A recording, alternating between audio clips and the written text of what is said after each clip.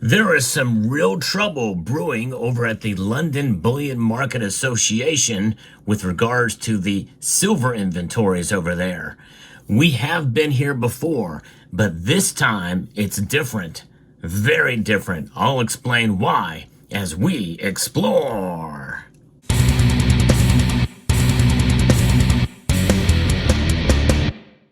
This very well could be the biggest news story of 2025 with regards to silver. The London vaults are being depleted at an alarming rate right now. In fact, they fell dramatically just over the past month here.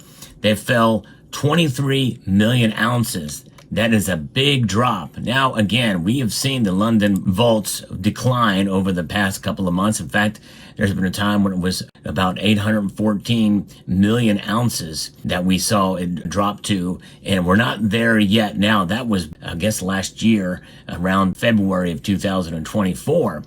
There wasn't a whole lot of talk back then about that being of a concern because we had seen the vaults low for quite some time now. I've reported on this channel. It is now down to 827.5 million ounces right now. So what's behind this? Why is it different now? Because of the fear of global tariffs. Tariffs, in other words, for pretty much any commodity out there. Donald Trump is proposing it with this potential emergency that could be declared in days from now that could have a dramatic impact. So what's happening is you're seeing a lot of institutions and organizations patriate silver to the United States, and to some extent gold too, and other commodities, but especially silver. Silver is so crucial for so many different things, and even though it's not listed as a strategic metal, it is strategic and it is needed. Enough of it is needed that people want to save on any potential tariffs that could come their way. So they are being proactive, and they are essentially getting physical silver, actual silver in the form of 1,000 ounce bars from the London Bullion Market Association vaults and other places around the world too, wherever they can get it.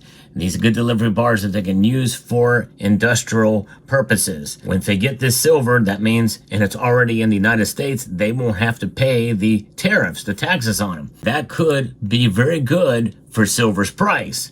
I do think in a way that if the tariffs are not implemented and all the silver does come back over here, in a sense, it does sort of provide some sort of squeeze, because you think about the delivery to get that silver moved over here. This is quite intriguing. All the silver that is actually in place, are they going to ship it back to the LBMA? Likely not. They'll just go ahead and use it as if they had a stockpile ready to go for the demand that's already there. It's already present. So in a sense, it's a win-win situation for those who are importing the silver from the LBMA. It is a very good sign, and that could lead to, again, the price heading in a northerly direction. That means up. Copper is another metal that very well could be affected by this as well. And when we think about copper, we do think about it as an industrial metal tied to silver. There's been a decoupling as of late, but that could coalesce again around what's happening, especially with regards to the potential for copper. Copper has gone up in price here. We've seen it hit record highs recently. Demand for the metal is increasing as the green energy sector is growing and vehicles are becoming increasingly electrified. In 2023, the Department of Energy added copper to its critical mineral list. There's another bill that is in the Senate right now that will fortify copper and other critical minerals as essential to the economy. With AI and government stimulus in China, the need for copper is greater than ever. Copper was on the rise from below $2.50 to $4 a pound in early 2021. Now the copper price is above $4 as I record this video. So I want to introduce you to Giant Mining Corporation, who is sponsoring this video. Giant Mining, with the US ticker symbol BFGFF, owns a copper project called Majuba Hill in the world's #1 mining jurisdiction in Nevada. The company's geologists have actually expanded the copper deposit, and this past September, Giant Mining hit their best ever drill hole yet. With this new discovery, and the stock price is sitting around 16 cents, as of the recording of this video, and a market cap of only $7.3 million, which presents a significant upside potential. The historic mines of the Majuba Hill project have produced over 2.8 million pounds of copper already.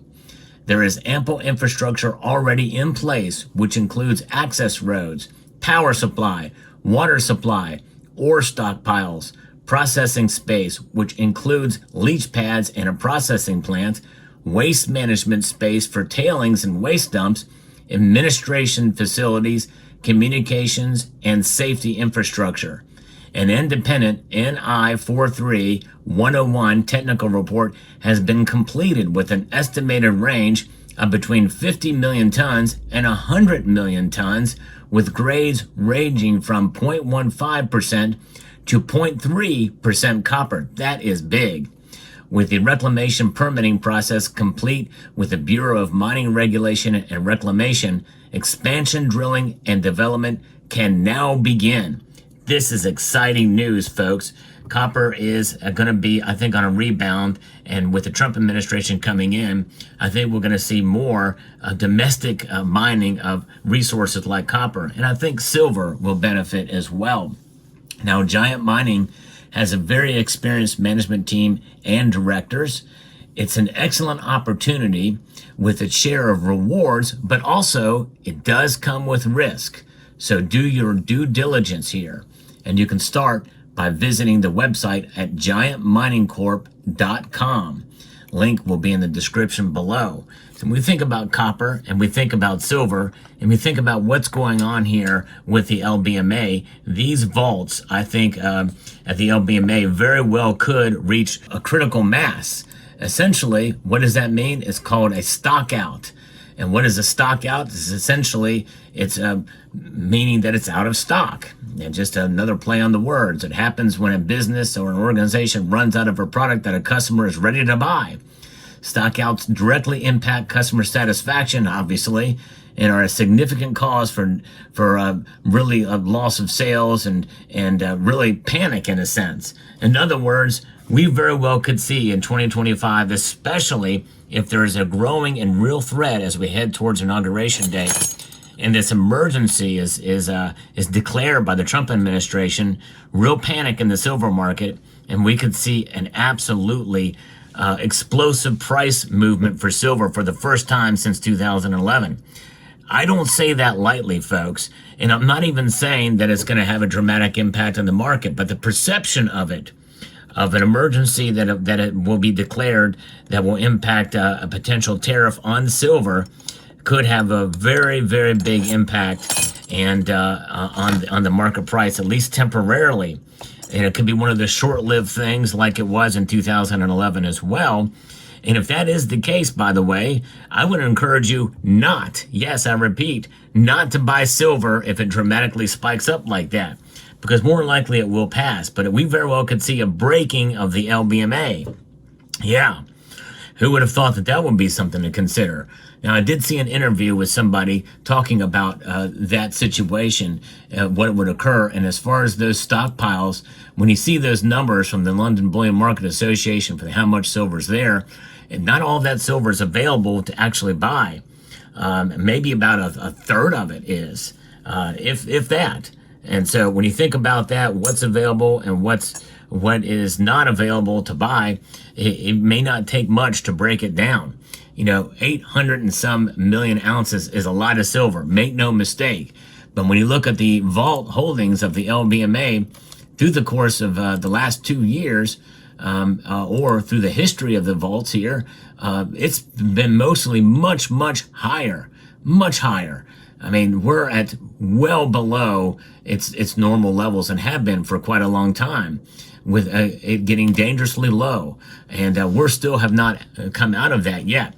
That with increased demand for silver and decreased mining for silver is something that is coupled up to a potential critical mass here with an overstock situation that very well could come our way in due course. So with that kind of thing, it's good to pay attention to these types of things to see what's going on here. especially with regards to vault holdings, actual physical demand for silver. These are 1,000-ounce bars that are physically being sent over to the United States of America to avoid these tariffs. It is something. We are in a new era here, something that I really had not perceived could happen, but very well could be. And I'm talking about it here in this video, that we should pay attention to what happens to silver. And I, in a way, I kind of almost hope it doesn't happen. Why don't I want it to happen? Because if I would like to see silver move up naturally, based off of normal market conditions instead of an abnormal situation like what we are seeing. We're going to probably find out within months whether or not there's an emergency declared or whether these tariffs are actually implemented or not.